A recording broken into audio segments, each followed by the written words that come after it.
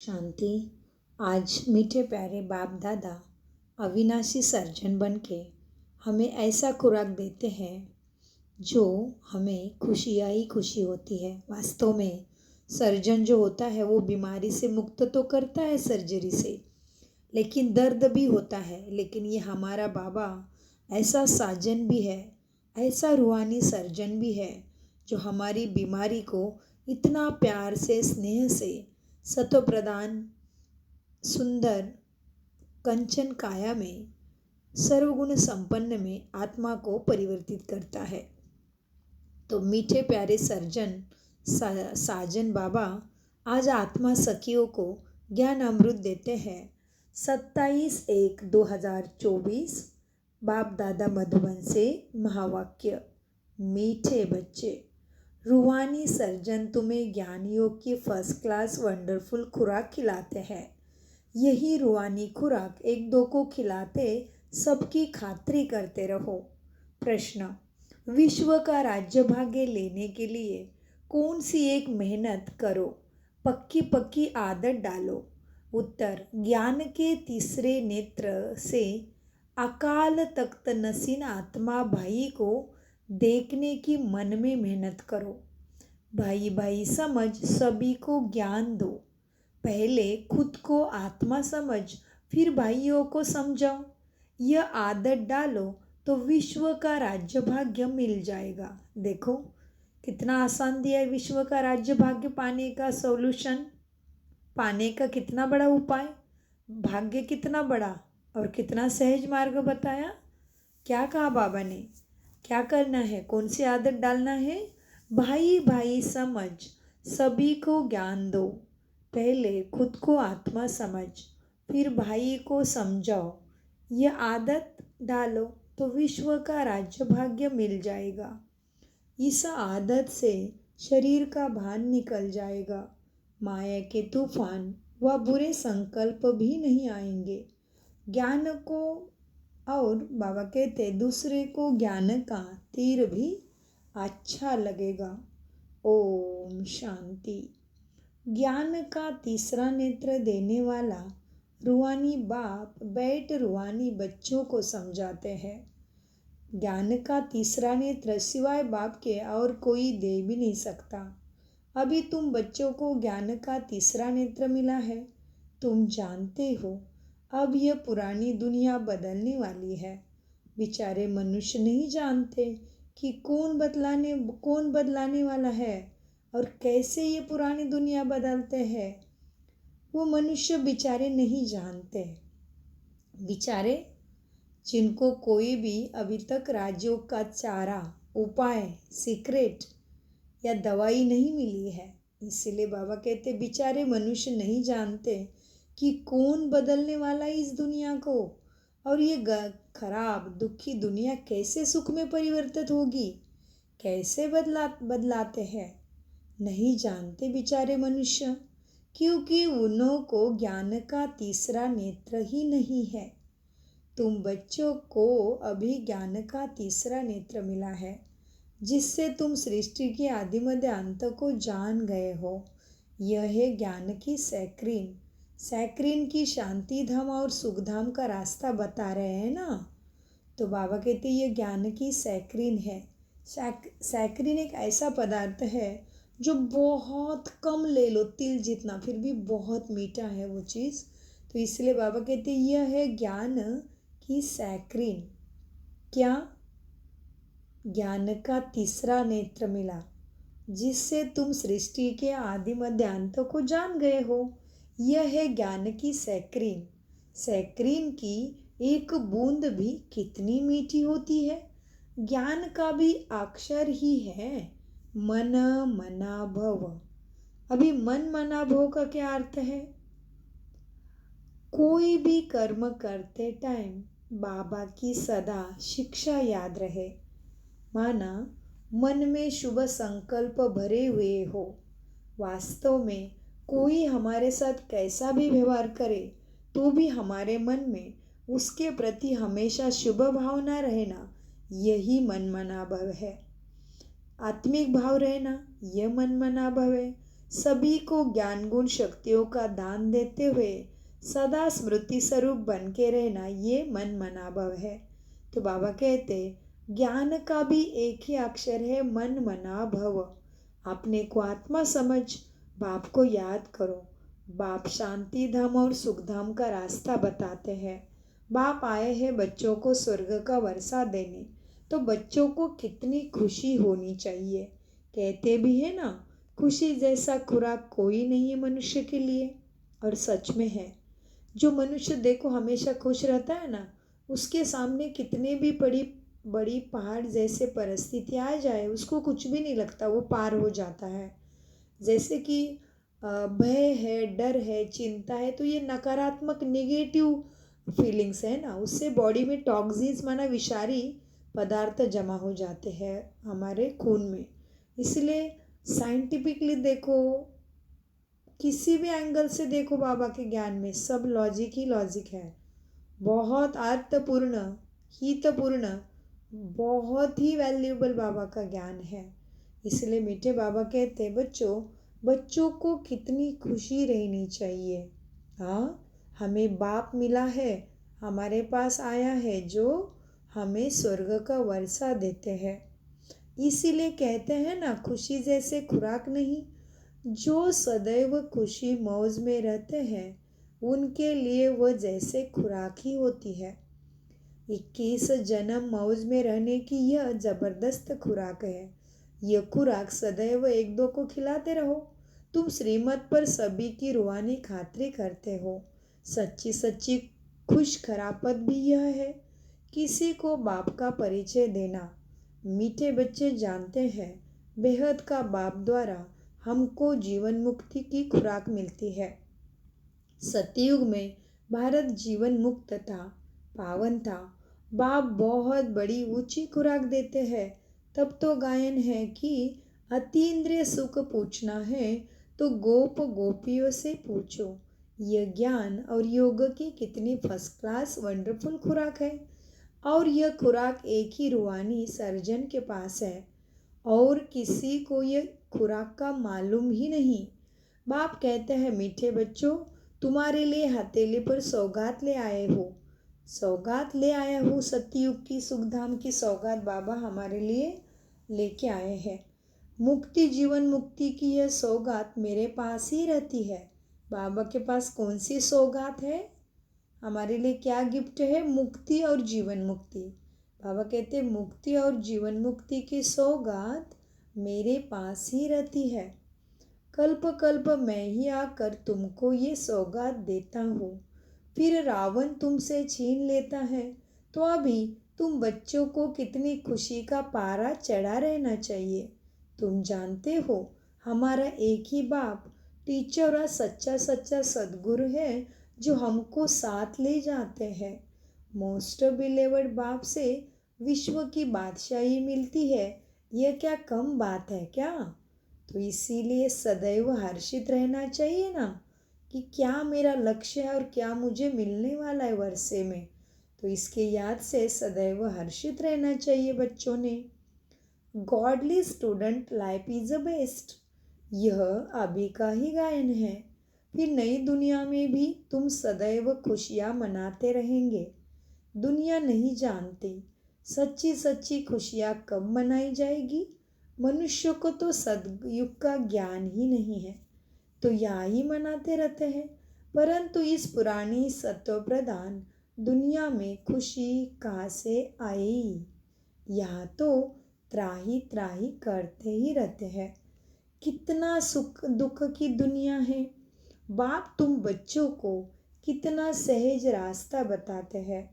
ग्रस्त व्यवहार में रहते कमल फूल समान रहो।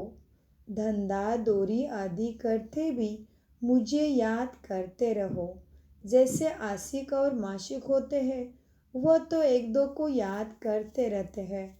वो उनका आशिक, वो उनका माशूक होता है। यहाँ यह बात नहीं है। यहाँ तो तुम सभी एक माशूक के जन्म जन्मांतर से आशिक रहते हो।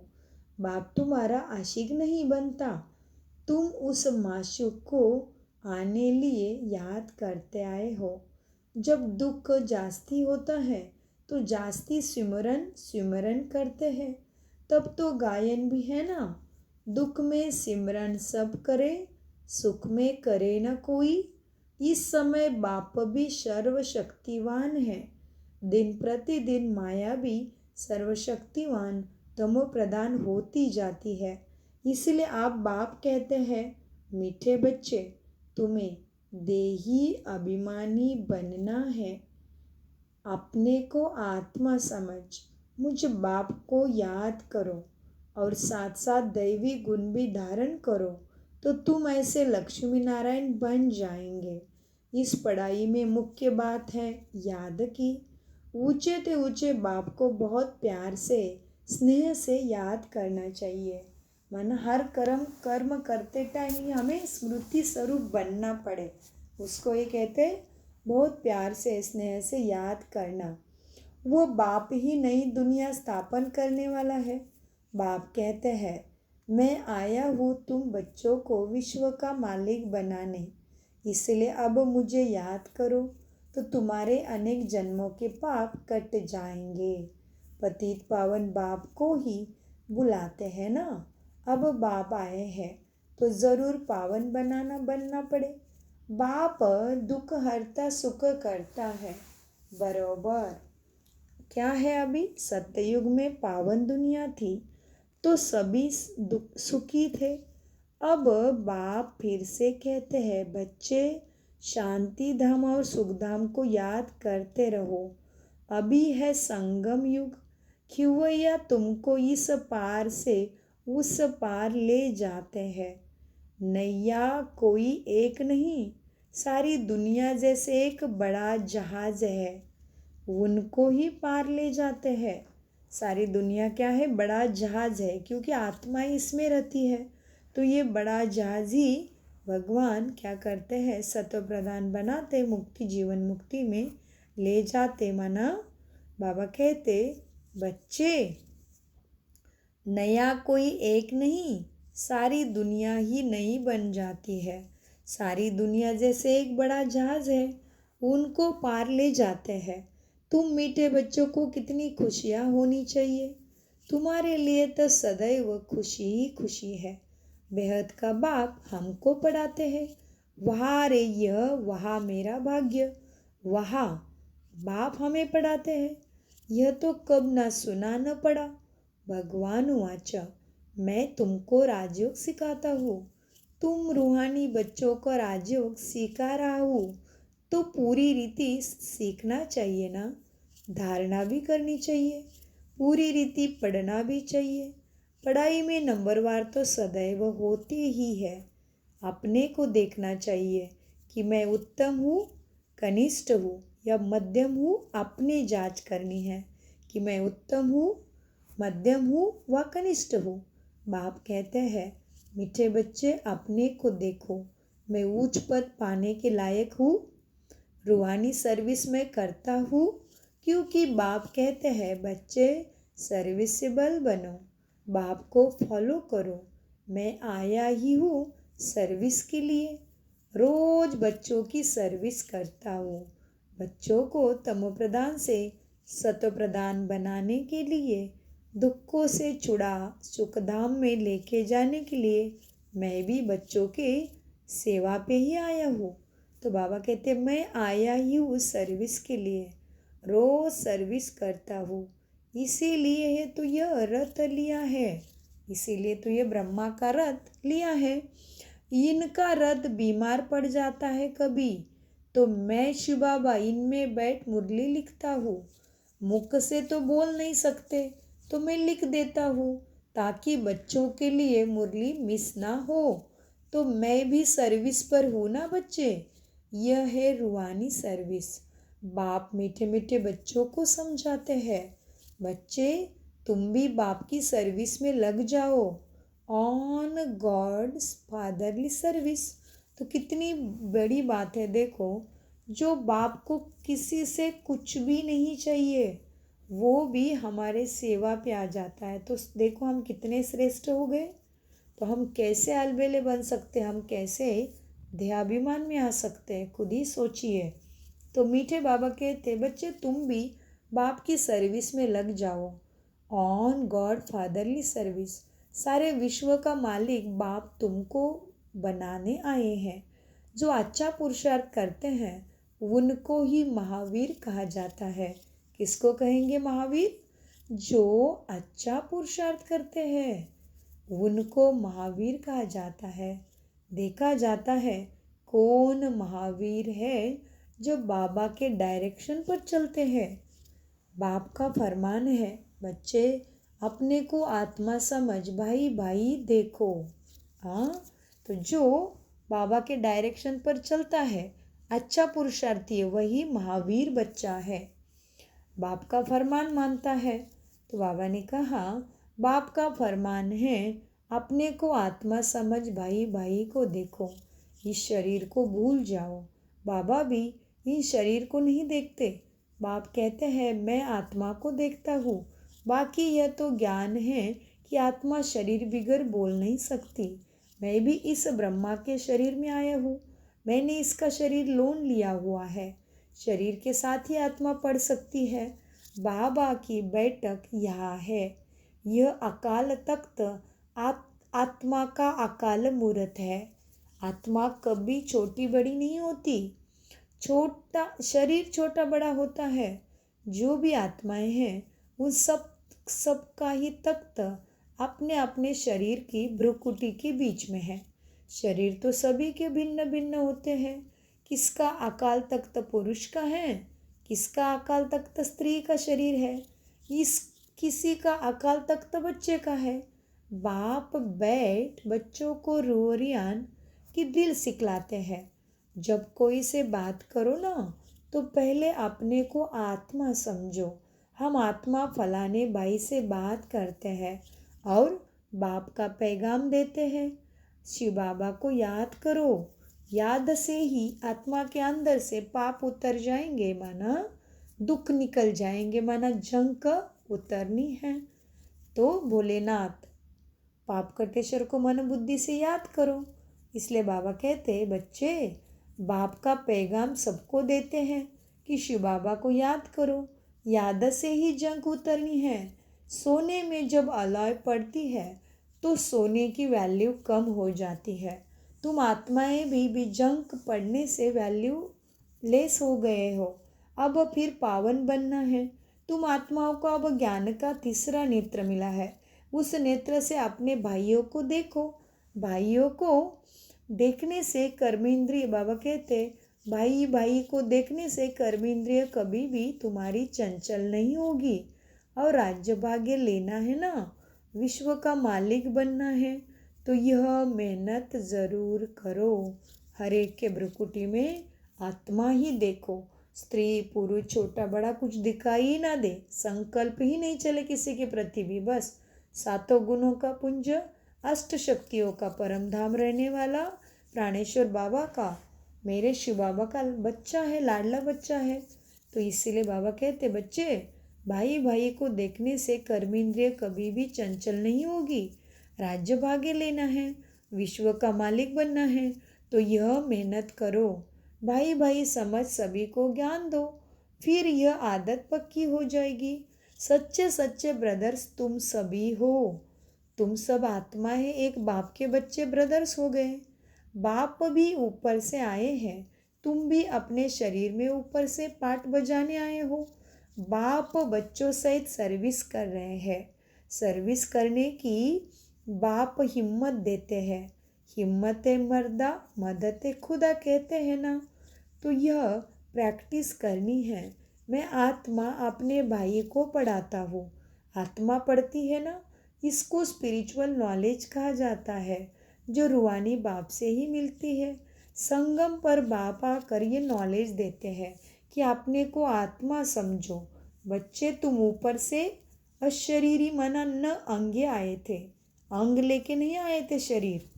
तुम न अंगे आए थे, माना तुम आत्मा ज्योति चमचमता तारा अशरीरी आए थे।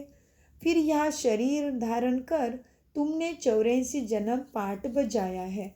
अब फिर तुम्हें अपने परम धाम आत्मा की दुनिया में वापस चलना है। इसलिए आप अपने को आत्मा समझ भाई भाई की दृष्टि से सबको देखना है। ये मेहनत अटेंशन की तुम्हें करनी है, अपनी मेहनत करनी है। दूसरे में हमारा क्या जाता। Charity begins at home. पहले अपने को सुधारो, अपने भंडारे भरपूर करो, तभी दूसरे को दे सकोगे ना। विश्व को शांति देने की सकाश अगर तुम देते हो, तो बाबा ने कहा है मुरली में कि तुम शांत स्वरूप शांति के स्थिति में स्थित होने सीखे हो तो ही तुम्हारी सकाश जाएगी। अदरवाइज तुम केवल विचार कर रहे हो, सकाश नहीं पहुँचेगी। सकाश पहुँचने के लिए खुद की धारणा चाहिए। मैं ना, जैसे कि तुम्हारे पास बैंक बैलेंस है और किसी को आवश्यकता है तो दे सकोगे ना। तुम्हारा ही बैंक खाली है तो दूसरे को कैसे दोगे।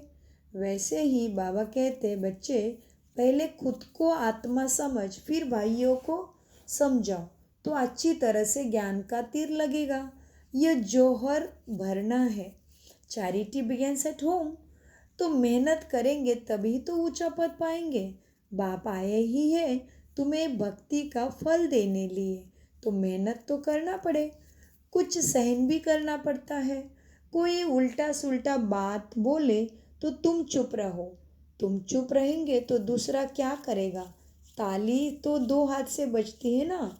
एक ने मुख की ताली बजाई, दूसरा चुप कर दे तो आप ही चुप हो जाएंगे।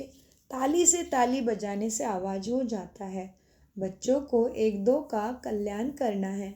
बाप समझाते हैं, बच्चे सदैव खुशी में नाचते रहना। चाहते हो ना तो मन मना भो। अपने को आत्मा समझ बाप को याद करो। भाइयों, आत्मा को तरफ देखो, भाई को यह नॉलेज दो। योग कराते हो तो अपने को आत्मा समझ भाइयों को देखते रहेंगे तो सर्विस भी अच्छी होगी। बाबा ने कहा है, भाइयों को समझाओ। भाई सभी बाप से वर्षा लेते हैं। ये रूहानी नॉलेज एक ही बार तुम ब्राह्मण बच्चों को मिलती है। तुम ब्राह्मण हो फिर देवता बनने वाले हो। इस संगम युग को थोड़ी ही छोड़ेंगे, नहीं तो फिर पार कैसे जाएंगे। कूदेंगे थोड़ी। ये ड्रामा वंडरफुल है ना। ये वंडरफुल संगम युग है। बाबा तुम्हें लेने आए हैं तो बच्चों को रूहानी यात्रा पर रहने की आदत डालनी है।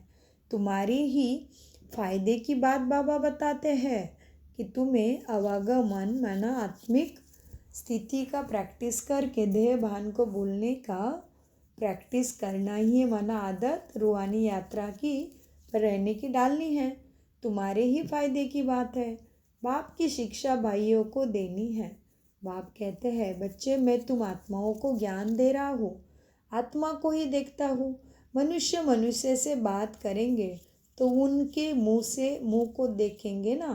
तुम आत्मा से बात करते हो तो आत्मा को ही देखना है। भले शरीर द्वारा ज्ञान देते हो परंतु इसमें शरीर का भान तोड़ना होता है। तुम्हारी आत्मा समझती है परमात्मा बाप हमको ज्ञान दे रहे हैं। बाप भी कहते हैं आत्मा को देखता हूँ। आत्माएं भी कहती हम परमात्मा बाप को देख रहे हैं, उनसे नॉलेज ले रहे हैं। इसको कहा जाता है स्पिरिचुअल ज्ञान की लेन देन। आत्मा की आत्मा के साथ। आत्मा में ही ज्ञान है, आत्मा को ही ज्ञान देना है। ये जैसे जौहर है, तुम्हारे ज्ञान में ये जौहर भर जाएगा तो किसी को भी समझाने से झट तीर लग जाएगा। बाप कहते हैं प्रैक्टिस करके देखो, तीर लगता है ना। यह नई आदत डालनी है तो फिर शरीर का भान निकल जाएगा, माया के तूफान कम हो जाएंगे, बुरे संकल्प नहीं आएंगे, क्रिमिनल आय भी नहीं, सत्वप्रधान बन जाएंगे, क्रिमिनल आय भी नहीं होगी। हम आत्मा ने 84 का चक्र लगाया, अब ये नाटक पूरा होता है। अब बाबा की याद में रहना है। याद से ही तमोप्रधान से सत्वप्रधान बन सत्वप्रधान दुनिया के मालिक बन जाएंगे। कितना सहज है। बाप जानते हैं बच्चों को यह शिक्षा देना भी मेरा ही पाठ है। हाँ, बाबा कहते बच्चों को सती गति की राज्यों की शिक्षा देना।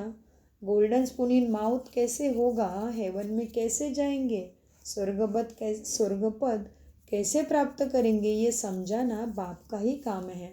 बाबा कहते बच्चे, बाप जानते हैं बच्चों को ये शिक्षा देना भी मेरा ही पाठ है, कोई नई बात नहीं है। हर 5000 वर्ष बाद हमको आना होता है। मैं ड्रामा में बंदायमान हूँ, बच्चों को बैठ समझाता हूँ। मीठे बच्चे, रूहानी याद की यात्रा में रहो तो अंतमति सो गति हो जाएगी। यह अंत काल है ना, मामेकम याद करो तो तुम्हारे सदगति हो जाएगी। यह देही अभिमानी बनने की शिक्षा एक ही बार तुम बच्चों को मिलती है। कितना वंडरफुल ज्ञान है। बाबा वंडरफुल है तो बाबा का ज्ञान भी वंडरफुल है।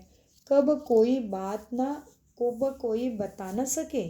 अभी वापस चलना है, इसलिए बाप कहते मीठे बच्चों ये प्रैक्टिस करो, अपने को आत्मा समझ, आत्मा को ज्ञान दो। तीसरे नेत्र से भाई भाई को देखना है, ये बड़ी मेहनत है। अच्छा, मीठे मीठे सिकिलदे बच्चों प्रति माता पिता बाप दादा का याद प्यार और गुड मॉर्निंग।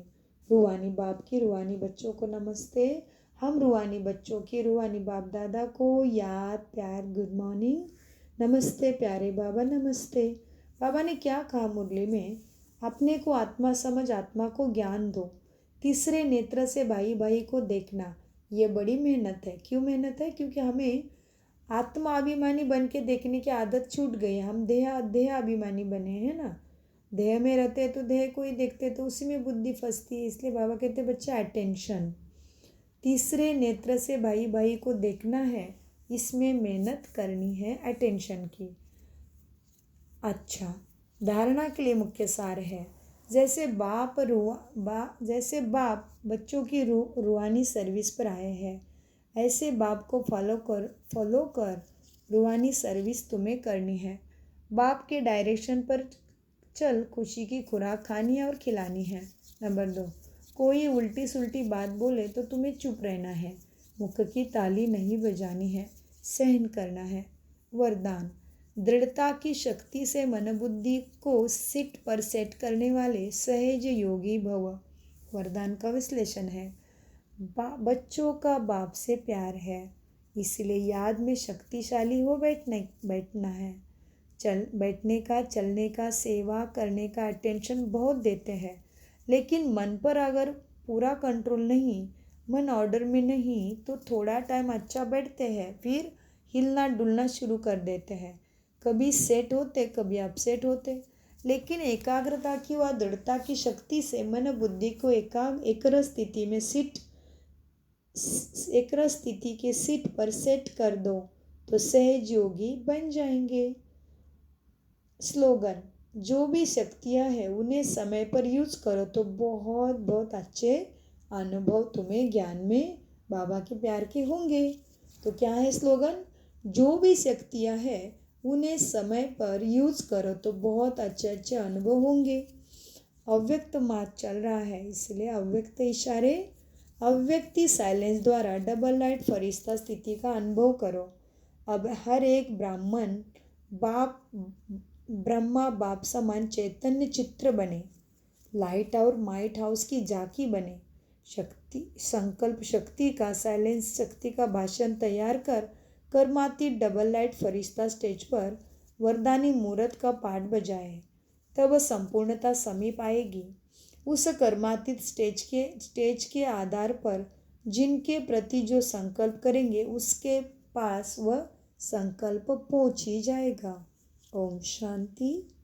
मीठे प्यारे बाप दादा का अनगिनत पदम गुना शुक्रिया शुक्रिया शुक्रिया। कम बोलो, मीठा बोलो, सोच समझ कर बोलो। शुक्रिया बाबा, शुक्रिया बाबा। मीठे प्यारे बाप दादा का अनगिनत पदम गुना शुक्रिया। ओम शांति, ओम शांति, ओम शांति, ओम शांति।